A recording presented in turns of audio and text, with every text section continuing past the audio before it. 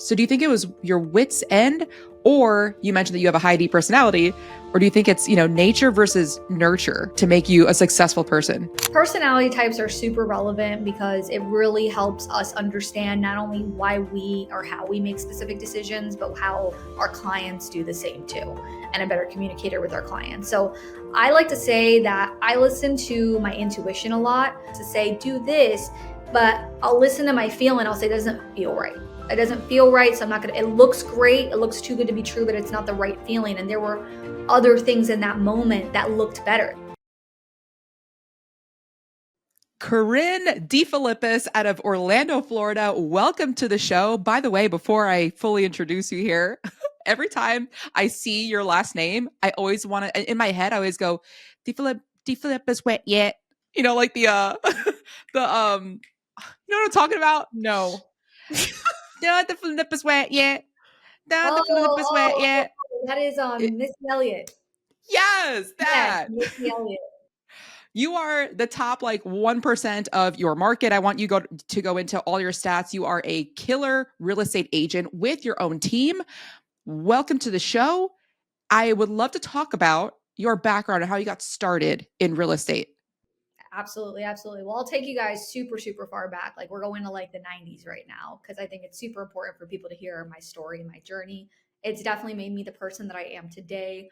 But I like to say I'm kind of like a walking statistic. So when I was 4 years old, I was diagnosed with a rare tumor to the spinal cord. It's actually called a pilocytic astrocytoma, which is actually more difficult to say than my last name, right? But that was 1 in a million in children. And I had pretty much spent my whole childhood in hospitals. So I had chemotherapy, radiation, platelet transfusions, and that was kind of my identity at such a super, super young age. And then in my early 20s, I was actually diagnosed with cancer, and that cancer had derived, which was also a 0.5% chance it would come. So I just like to say I'm like a walking statistic. So that was my journey from start, right? In regards to what's your identity at such a young age. And I just decided to label myself as a warrior and, relentless, instead of using it as a crutch or being in this victim mindset, though people naturally could have slipped into that, right? So I actually went to college to be a criminal justice major. I went to UCF here in Orlando. So I'm originally from New York and then moved over to Florida 20 years ago. So I'm not even I feel like a New Yorker anymore. I'm more of a Florida girl now. And then came to college here, thinking I'm going to do criminal justice. I loved watching CSI Miami, loved watching Criminal Minds. I'm like, this is what I want to do. I actually grew up not knowing exactly really what I wanted, right? You know how when you're growing up, you're trying to figure it out, but nothing really stuck. So I just kind of went with something that I just like to watch on TV, which was, CSI Miami and all that stuff. So graduated college, and actually the day that I was given the job, which was a legal assistant under Department of Justice, that's 4 hours later, that's actually when I was diagnosed with cancer, that exact same day. It was September 1st, which is actually coming up, 2016. So once again, in a position, you're going to sink, you're going to swim. What are you going to do? It took me back to when I was in, that same mindset, even though I don't technically remember it at such a young age. It's you had to make a decision in that moment, whether you were aware of it or not. Right. So it almost put me back in that feeling that I would always have growing up of all right, let's swim. We're not going to sink. Right. So I remember just sitting in my bathroom on the floor. Don't ask me how I remember this feeling.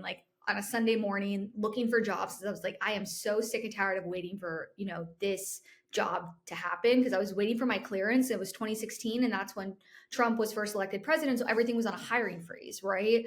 So I ended up applying for jobs, got into homeowners insurance because, it was fancy job titles, that I'd get licensed, all this, all that.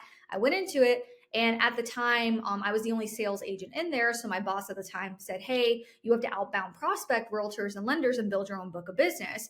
And I never saw myself doing this, right? I thought I was going to be FBI, CIA, fighting crime, all that stuff. I interned for Homeland Security. So I thought I was going to work for the government. And I was all right, well, I don't know how to do this, so I'm just going to do it. And it took me a little bit to get used to, but I naturally knew earlier on that I was almost good at it, where I would be talking to consumers through the phone and we'd have like a really good intentional conversation. And that's how I built my book of business and insurance. I'm sorry. But then at the time, my boss knew he would really never pay me the money he saw my potential in being able to like make. So he actually got me licensed. He paid to get me licensed and pushed me off into real estate. I would say that was a blessing, but it kind of was super scary because I really wasn't even making that much money in insurance. And so to push a girl off who was like, I think I was like 25 years old at the time, to say like, go into a full-time career where you're not making any money at first. I was like, all right, this can't be that hard, right? It's just selling homes. You know, I'm sure we all were there. Like, this is going to be so easy, right? And to say I had a lot of support going into this field. However, I was the first one in my family to say, I'm going to go outside of that 9 to 5 mindset. And so that was a little uncomfortable for my family to accept at first. They were like, well, how long are you going to do this before you go back into a real job? And I was like, well, I plan on making this a real job. So, but let's see how it goes. And to say my start into real estate was extremely easy would be an understatement. It was very unsexy. I had no money. I'd wake up with like $23 in my bank account a lot, was not in a good place. And my first deal that I ever did. So what happened was, and I always believe looking back, you guys ever look back on your life and you're like, oh, I see why that happened that way. I just didn't know it at the moment that I was working in my favor. And you kind of get chills and you're like, I'm so glad it happened that way. Right. So it brings me back to how I got actually introduced to EXP, because I was with a boutique brokerage before. It's where I hung my license, started my business, doing the same thing, making the calls at home, in my bed, making the calls, talking to consumers. I'm like, all right, I got this at one place. I'm just going to do it in another place. And the first buyer I ever worked with, the house he happened to buy, the listing agent on that house is my current sponsor now. So that's how I met my current sponsor. And took me 6 months to close my first deal. So I was, not the happiest financially, right? And I was on a 50-50 split with like a 650 transaction fee. Like, I didn't even know what any of these things were, but I just saw, oh, this is how much I made for all this work the last 6 months. Do we keep doing this, right? I remember at the time my family's like, do you want to go get a real job now? Like, what's going on? And I'm like, something's just telling me to listen to what this listing agent on that. And I remember we had a good phone call, because I was calling him like 4 weeks into the deal. You guys are going to laugh at this, asking for inspection repairs. I was like, so can we get this hot tub fixed? And he's like, no, we're past the inspection period.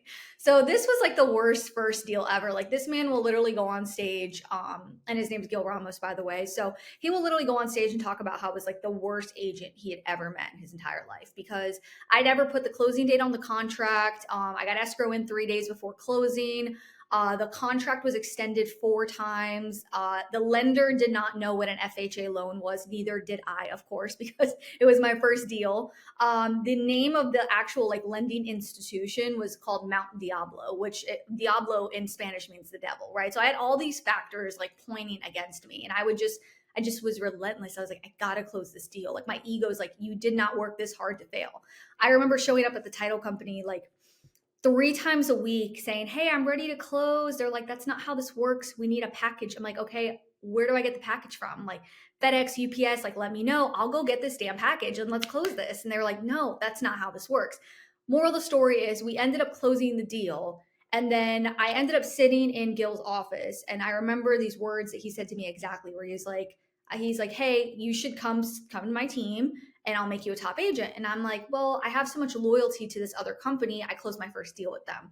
And he's like, don't mistake loyalty for comfortability. And that line really stuck with me, because and I wouldn't recommend this as a way to like bring people into your team, but he literally looked at me and he's like, if you walk out that door today and don't sign up, you'll regret it for the rest of your life.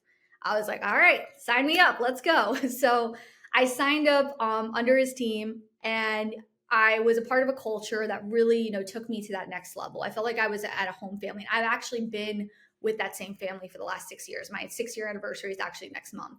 So it's been, an amazing journey, which I'm super excited to go over with you guys now. But I quickly, got the hook in regards to just doing the same thing, calling, outbound prospecting. I ended up learning that open houses was a thing. I didn't know that before, so I did open houses. I was just relentless on getting business going. First couple deals happen, I'm all excited, and then 2020 hits, and y'all know what happened then. The whole world shut down. I was like, are you kidding me? Like, this is real estate. This is like, what do we do? But at the moment, we had a market pivot, which was interest rates were super low. So that was our way of getting buyers to continue to buy in the market. So my first year in real estate, I closed about 20 units, 6 million in sales. You know, my goal was 5 million that year. I was like, if I'm a $5 million producer, I'm a top producer. I had 6. I was like, let's go. The second year is when something incredible happened, but it's incredible in a good way, but it can also be deadly in another way, right? I tripled my business in my second year in real estate. I was known as that buyer's agent that did just under $20 million in sales. And I was, again, over the moon. And of course, you know, your ego starts to come when you go over the moon. Like, oh, I'm the best. I got this. Look at me. I have this money now that I've never had. And then reality came to set in 22 when rates overnight went from 3% to 6% and 25% of the market pulled out. So once again, you're in that position. Do you sink or do you swim? And then that's what really taught me real estate is not like this or like this. It's like this. And it's going to stay like that for especially your first 3 to 5 years. So at the time, I remember just not being in the best place financially, spiritually, emotionally. People would say, oh, well, you made money your first 2 years, but I took on bigger bills. I'd bought my first property, my first investment property. I had, put things into place because I had the money to think that I could do it. And I didn't, right? And so when my business cut in half, I was not feeling in the best place. And I said, okay, I need to pivot again. What should I do? I was in between hiring like an assistant or trying to get a coach. And I was interviewing a few coaches. And I remember traveling to EXPCon October of 22. And I was traveling with my business partner because I'm codependent. I can't travel alone. And I remember we're sitting in the airport and he's like, what do you want to do when we get there at 5? I'm like, what do you mean when we get there at 5? I booked the same flight as you. We get there at 8. You're wrong. And he's like, no, we get there at 5. I'm like, what are you talking about? So we looked at our flights and realized we were on different connecting flights. And I was livid. I'm like, you guys know that this when you go into this moment, you're like, why is this happening to me? Why this? I'm gonna go sue American Airlines. What the heck is going on? And little did I know the universe had probably another huge blessing happening in my favor. So I remember getting on this plane. I'm walking to a row 19, seat B. So I'm smack dab in the middle of 2 6-foot tall guys. And I was, again, pissed off. So I looked at the guy to the right. I'm like, do you want to scoot over? And he was like, no, you could sit there and I'll talk over you the whole time. And I'm like, great. Okay. So I had a 3-hour layover. I wanted to be with my friends. I wanted to get to this conference. It just felt like it was taking forever. And I remember we sat down and he looked at me and he's like, where are you going to? I'm like, oh, going to Vegas for EXPCon. He's like, oh, I'm with EXP too. He's like, my name's Haas Pratt. And I'm like, who are you? And he was like, well, I've coached probably some of the top 1% of agents in the country. I actually, am the reason why like the Cardones are in in our organization. I brought in the Cardones, Tara Musso. I teach people how to take listings. I've taught this person. I took 30 listings in 30 days and I coach agents across the whole country. And I was like, I don't know what other sign I needed that this was like it, right? That I was put on the wrong flight. To this day, I swear to God, I booked the same flight as my business partner. Like those little numbers where you cross-check the numbers and all that. I'm like, I booked the same damn flight, but the universe pivoted and here we are. So I was not in a position to hire a coach at that time financially, like at all, right? I felt like I had as much in my savings account as I was in debt. I couldn't take on any more debt, but I knew something had to change. So I took my credit card out real quick and spent a lot of money on a coach because one thing I will say about hiring a coach is he resonated with the exact same thing that I wanted to do. He knew outbound prospecting. He just knew it more on the listing side. I was only familiar with buyers. And clearly at that time, buyers were not working. So I was like, let me learn this skill set. So I went to EXPCon, had a great time, super excited. He actually handed me this book called Listing Boss, which is a book that he wrote, which I'd recommend for everyone to read. It's a phenomenal book that goes through his story, his journey into entrepreneurship, how he took these listings, mindset, foundation, sales mastery, but everything you need to know in regards to becoming a top listing agent in your direct market, right?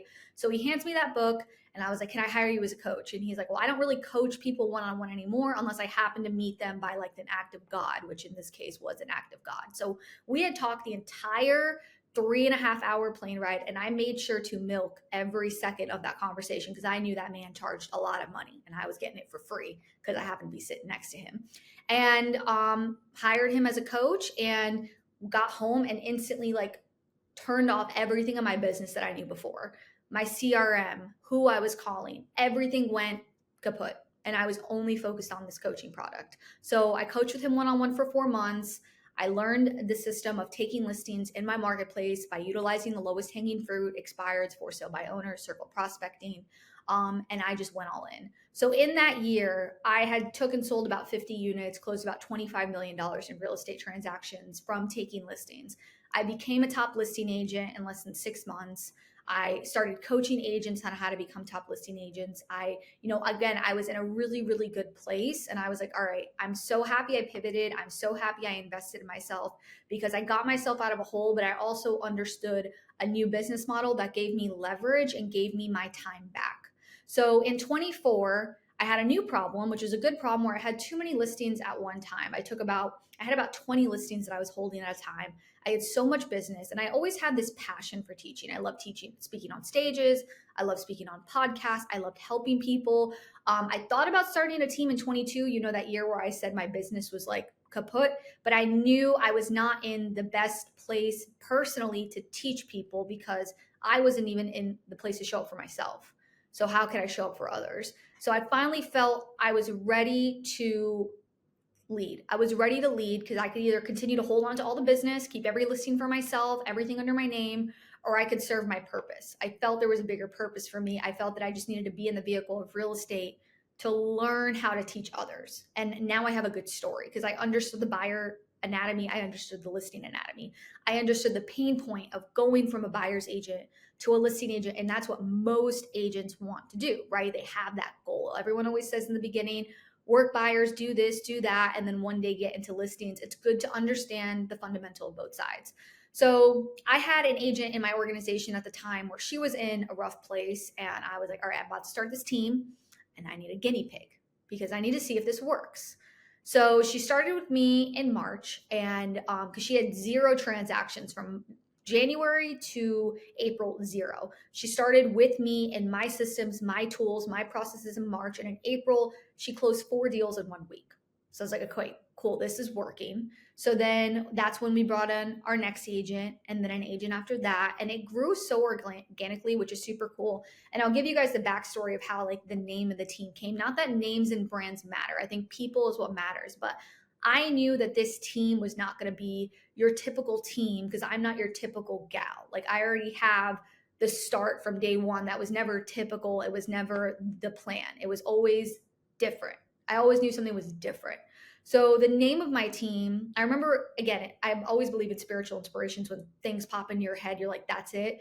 I remember thinking, I was like, I love the word infinity. I was like, I love infinite because it means there's no limit. That means that everything is around you that you can get to. I was like, okay, let's play off that. So I remember sitting in the car. I was actually heading over to a coffee meeting to meet Gil for some reason. But I remember I was like, infinite. I was like, infinite. Okay, I was like, be infinite. Be infinite. That's good. Be infinite. Real estate. Be infinite. This, houses. And then I was like, be infinite group. I was like, oh, that spells out the word big. I was like, think big. Be infinite group. Big. Okay, got it. So I called Gil. I'm like, Gil, I got the team name. And he's like, you're starting a team? I was like, yeah, we're going to start a team together. You're my sponsor. Obviously, I've been on your team. You taught me everything I know. I want you to co-lead this team with me. Be infinite group, think big. That's the team. That's the identity. That's the mindset. He's like, all right, I'll see you soon. And we'll talk about it more because I'm a high D personality. And that's just what I like to do is just make decisions like that. So when speaking to my first agent, Elliot, I was like, all right, I want you to think big and I want you to trust this process and go all in. And that's what I did for every single agent that came on this team and it grew organically through other agents starting to see the results of other agents and saying, what are you doing differently now that I'm not doing? And it leads us back to, Corinne, what did you feel when you closed your first deal? Why'd you move forward? I had to think big. Corinne, what did you do when you hit $20 million your second year? I thought big. Corinne, what did you do when your business started to fail and you had to pivot? I had to think big. I didn't realize that that ideology was embodied in me subconsciously, that I just always thought bigger. I always chose to swim. So right now I have about 12 agents. Right now it's my first year team. year one so far, year to date, we've closed over 60 units. We're expected to hit over 100 units this year. And what's cool is that I just took my exact same business model and copied and pasted it into teaching agents how to heal not only their business, but heal themselves. Mindset, motivation, and personal development is super big on my team, right? It's a very holistic team. I would say, once again, it's not like any other team most people see. And it's special to something that embodies me because it has nothing to do with me. It's not DeFilippis Real Estate or Corinne's group. It's Be Infinite Group. It's thinking big. It's a movement, is what I like to call it. So it's been super exciting to watch the agents reach their goals year one. I'm super excited for what's to come in the next 3 to 5 years. I have no worry about what the outcome is. I'm just taking everything day by day. I still do production because I'm good at it and it comes naturally to me, but that's what encouraged me that I could take this step back and having to chase my business, because I had about 5 years under my belt of chasing business, that the business was finally starting to come back. And I knew, okay, if there was any time to now start a new business and build something, because starting a team is not just continuing on from your current real estate career. It is starting a brand new business. You go back to year one. And I learned that real quick. I'm like, why don't I have the results that match my results 6 years in? I'm like, oh, that's right. We're starting a new business. We're going back to year one. And every team leader I know has had this exact same tribulation at one point where they had to realize, okay, we're not starting from here to go to here. We're starting back down here. But to get there will probably be a different journey, right? Because now you have a tribe, you have a team, you have systems in place. So 6 years in, myself personally, I've sold over $100 million in real estate. So it's super easy for me to teach people how to become productive, but to embody the personal development that I embodied at such a young age in real estate. Because my office is like a Tony Robbins office disguised as a real estate office. It's great. And when I saw that when I had better mindset, my business was better, I attracted better opportunities, I felt better, I realized, okay, this is what most real estate offices are missing. And that's why I'm super excited to be a part of an organization and a group that really focuses on the person first and then the business. It's not just about business making money. It's about, who are you deep down at your soul? What's your purpose? Are you serving your purpose? How's your mindset? Are you affecting other people? And I always believe when you create an impact, your income's going to grow. So yeah, I have big goals for big. However, my goal is to make 1 million people financially free. And so this makes sense that I would just no longer be only the realtor forever, because I wouldn't be able to affect as many lives. But if I have 100, 200, 1,000 agents and they're affecting consumers who are affecting other agents who are affecting more consumers, that's where the impact starts to flow down. So yeah, 6 years. It's been a wild, crazy journey. I appreciate you guys are listening to my story. And I'm here to answer any questions that you have. And I know a lot more is to come over these next new. Thank you so much for sharing that. That is a crazy journey. I'm sensing some trends, and I want to ask your opinion on personality or positioning, like I guess nature or nurture. From when you were on your first team, you felt loyal to them because they helped you with your first closing, but granted, it was like 6 months without a close. When you were meeting with the soon to be next team, and that person was like, hey, if you walk out the door, like this is your opportunity, I will make you a top agent. That, along with you then being on the plane where you said that you didn't have the finances to hire a coach, but you pulled out your credit card anyway. Do you think that it's because you were at your wits' end on both sides? Like the first where you were like, hey, I had one closing, but it's been 6 months and I've been trying so hard. And then, so do you think it was your wits' end? Or you mentioned that you have a high D personality, or do you think it's, nature versus nurture to make you a successful person? That's a good question. So, personality types are super relevant because it really helps us understand not only why we or how we make specific decisions, but how our clients do the same too, and a better communicator with our clients. So, I like to say that I listen to my intuition a lot. Sometimes I don't with other things, but I've learned to do it mostly. And I can realize that there was a commonality between those two specific days, is I felt the same burning desire that this was the right choice. And I listened to my body and I made that decision. So had I been in that moment and I feel like I felt icky, or I didn't feel inspired, or I felt unaligned with the decision, I probably wouldn't have done it. Right. Because there have been other times. I always like to say my favorite phrase is new levels, new devils. So there are times where the devil will come show you other things to say, do this, but I'll listen to my feeling. I'll say, it doesn't feel right. It doesn't feel right. So I'm not going to, it looks great. It looks too good to be true, but it's not the right feeling. And there were other things in that moment that looked better. That 9 to 5 with a steady income looked better. That like going into this state or this stage or going back to what I knew in college looked better. And those were the devils trying to bring me down because he saw, or it saw, I was about to reach a new level, and it was trying to put thoughts in my head that would take me away from my potential. So both those times, I would always like to say I was about to get on a new level, and the devil was just trying to bring me down. And when that time happens now, where I start to see things happen where, like, for example, this year, I'm not materialistic at all, but it just goes to show my emotional IQ has just been raising over the years. Because me 6 years ago, if that would have happened, would have freaked out. But me now, with things happening, I have like a different outlook on it. I remember being at a listing appointment, and I'm a car girl. I love nice cars, not because I care to be flashy. I just personally have always liked cars. Like, even when I didn't have money, I've always liked cars.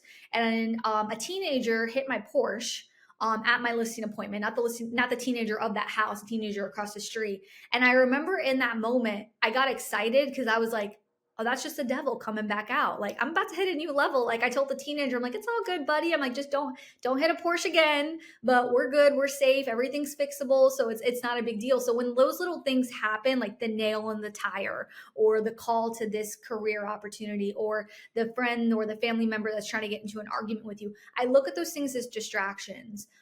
So I know it doesn't answer the question nature versus nurture, but I hope it does, in a sense where it's how I make decisions is based off of intuition. And both those times I remember feeling that same feeling. So I don't ignore that feeling when it comes up. And then now you as a team leader, do you, being on the other side of that, because previously you were like the one in the hot seat being like, hey, I will take you to a top 1%. You're like, oh my God, is that true? Because I've sold a couple of deals, like you didn't feel it quite yet. Or I guess maybe you didn't like see it at that point quite yet. Or as you're taking your credit card out on the plane with the money that you don't yet have yet because you want to better yourself. Now that you're on the other side of that, and you're, hiring people like for your team, what are you looking for with the teammates that you're bringing in, the agents that you're bringing in, having had, your experience, but now also starting the team? If you're on a 50-50 split, it's time to rethink your brokerage. At eXp, the split is 80-20. And once you cap, you keep 100%. We show you how to get there faster. I'm Ali Garced, or Ali the Agent. My sponsor, Shelby Johnson, and I each close over 40 deals a year. We are full-time agents actively producing, and everyone in our upline is an icon agent. When you name us as a sponsor at eXp, you get full access to all of our systems and checklists and templates, our 200K GCI playbook to help you make 200K your first year, direct mentorship and direct access to us, no huge group calls. We also help agents add another stream of income, which is rev share. We will help you with all the tools and trainings you need to build revenue share that will help you retire early. If you're interested in building an actual business, book a call at theagentgoldmine.com. Absolutely. So I'll never say that I'm looking for people who are just like me, because no one is like me. No one's like you, Ali. No one's like you, Shelby. We're all our own person. So whenever someone says, I want to be just like you, I'm like, it's impossible. You can't literally be me. You can be the highest and best version of yourself, though. So I know not only what I'm looking for in an agent on my team or in my organization, but I know more importantly what I'm not looking for. Someone who has a ideology of I'm entitled to this, I'm entitled to that, I don't like, or it doesn't align with me. Someone who is in a victim mentality, like poor me, this happened to me, I don't like that. Someone who has no understanding of loyalty, someone who is just negative. Those are traits I know I don't like. So it helps me when I'm starting to see those traits when I interview, because I don't just let anyone on my team or into my inner circle, is what I like to say. I have a 2-step interview process between me and Gil before we even allow someone to be on the team, because we're really big on culture. So I do know what I do like. And when someone leads with authenticity, when someone has a sense of integrity, they have a moral compass where they understand that moral compass between what's right and what's wrong. They were a winner in something, because I always believe if you're a winner in something, you can be a winner in something else. I love someone, again, who's coachable, who's moldable, who's like, I'm ready, who says, I'm ready to surrender to everything I do know and take in what you can teach me. Someone who's a team player, someone who enjoys being in a team, not being a lone wolf. Meaning, I wouldn't take someone who has a lone wolf mentality, but I've realized if someone has a lone wolf mentality and they stick with that as their identity, it's almost hard to make them a team player, because at one point they'll always think, I just want to be alone. I could do this by myself. And there's no fixing that unless they want to fix it themselves. So I feel like I was very intentional about what my avatar agent was and what my avatar agent wasn't. And so to be honest, I have not really like openly recruited to the team. It's all really comes so organically. And I don't take that as a coincidence. I think there will be a point where I open it up to like the doors of the universe, where I'm like, all right, I'm really willing to accept a different number, a different level of people who I'm meant to help. But definitely with being the agent that I've been in all of this in real estate, seeing the times where I was the victim and then I was victorious and then I went down to victim again. And then I went into, I never really was an entitlement agent, but we all get to a point where we feel entitled, right? Because we get our ego and entitled, right? They all kind of correspond the same. So I'm sure there was a point where I felt entitled to things.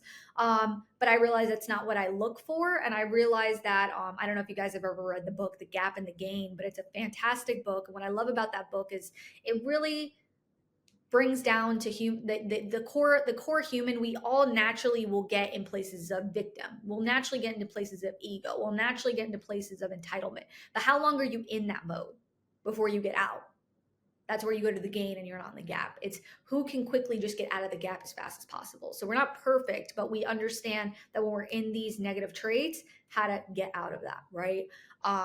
And yeah, I mean, it's brought me some amazing people, and I really believe in law of attraction. So I believe the level and frequency that you're on, you'll attract that exact same opportunity. And I also, one of my favorite quotes I heard from Ed Milet is, "You are the most," what did he say? Not entitled. I keep saying the word entitled. Basically, that you are the most qualified to teach the person that you used to be. When I heard that, I love that, because it was like, okay, that makes sense, that I'm helping to heal souls that were one point where I was at. Because I can do that, because I got from that broken soul or that victim mentality to a abundance mindset. I love that. I just wrote down that quote. Okay, I have so many questions that I want to ask for myself, but I'm thinking of our audience at the moment, so I'm going to withhold those.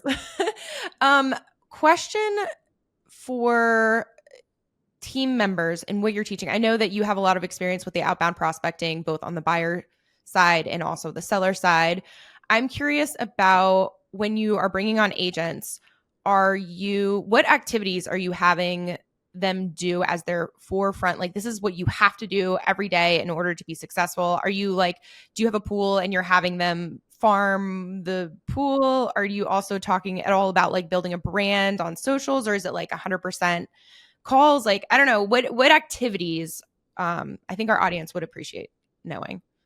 No, great question. So when I started my career, I didn't have a sphere in the area because I'm not from here. And a lot of people also start their real estate career with very limited sphere who's just going to hand them business, right?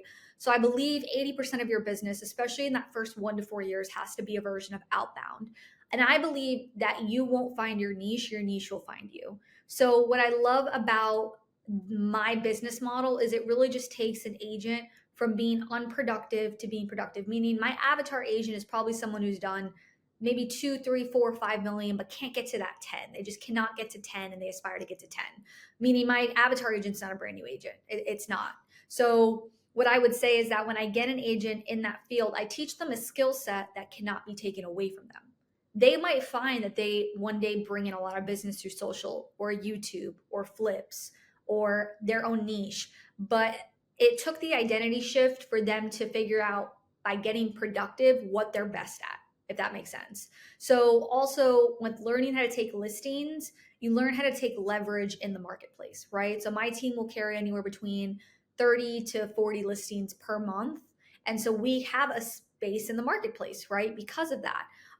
So in regards to activities, I give them a winter schedule, and that winter schedule is something they can follow. And I don't just hire them and then throw them off into it. They actually have to go through a pretty intensive onboarding structure, which puts them through boot camps and trainings, which puts them through one-on-one calls, which puts them through actually calling 10 to 15 leads that are old leads of ours, as if it's their only 10 to 15 leads that they'll ever have in their life, to see, and they'll test themselves. Can I actually do this? Because if you can't even call 10 to 15 leads, you're not a fit for my team. And not to say that someone who comes to my team isn't a sphere of influence person at all. They probably are, but they want to get to a different level. They want to get more, right? Because I've had some agents who have this sphere, but they said, I need more. I cannot just rely on my sphere, because with the trends of the market, they realized that when the market went down, their sphere referrals went down, and they wanted to be more in control of their business, and they wanted an identity shift because they still felt like they had imposter syndrome or they weren't good enough. And I wanted to fix that mindset, right? Not fix, but I wanted to help them see a new lane of how they could think during times of pivots, because pivots will always happen, right? And feel in a sense of community. So they go through the boot camp, they start calling leads, they learn the scripts, they learn the training, they learn the systems to use, which really helps them stay structured. So not that they shouldn't stick with what they're sticking to, but they learn that the outbound prospecting has to happen 4, 5, 6 days a week when you're first beginning, and where those time slots go in, and how to have a schedule where they're in charge of their schedule and not having the schedule work around them, where your day revolves around you just burning out fires and there's no structure for outbound prospecting, right? So they follow that, and they heal because they learn systems, they learn structure, they learn how to treat this business like a business. They're CEO of their business, so they're no longer a slave to their business, and they actually put personal development into their business.